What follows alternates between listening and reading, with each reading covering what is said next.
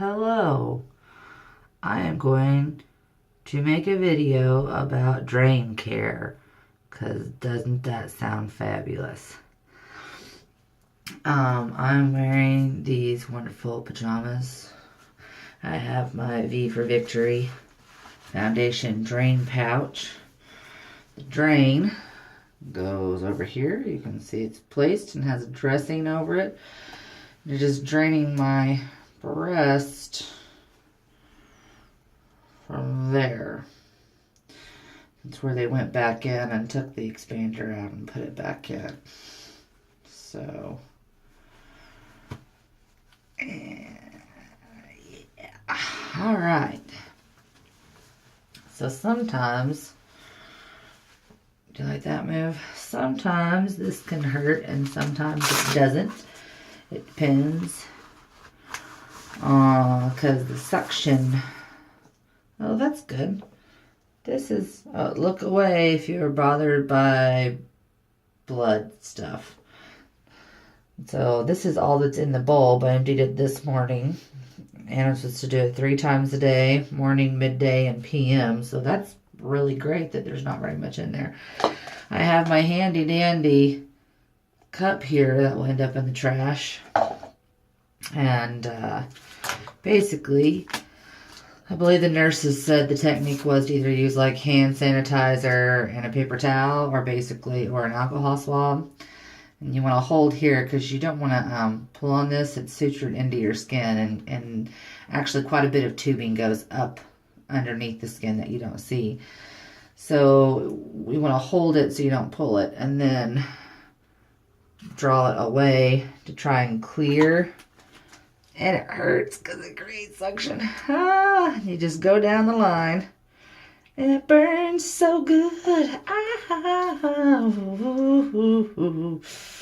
So it burns a little bit. Not bad. Not nearly as bad as when I had my mastectomy.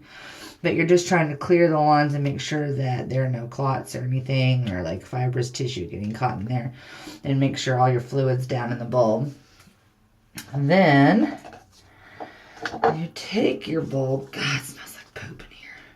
You take your bulb. Make sure your cup's empty. And you undo the top here. And do it into our little vessel. Get it all out. Now the bulb is inflated, you see. But what you want is to compress it down where it's tight and then seal it while it's compressed.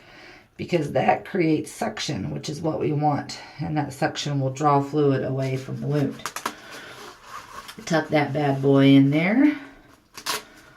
Put this in here. I know I hate to like spare you this lovely, but we'll put the bikini top down. And then we take our syringe and draw up all the fluid. We're going to hold it in the top here and then get out all the air so we can get a accurate read on how much fluid is actually in there. Looks like 6 milliliters. Looks about like 6 to you. And, I don't really know what I'm supposed to do with that, but I do it down the string. So yeah, and then I have to track that on a chart and go and write it down and stuff. So I'm going to clean up here. But that is what I get to do 3 times a day for probably a week or so, depending on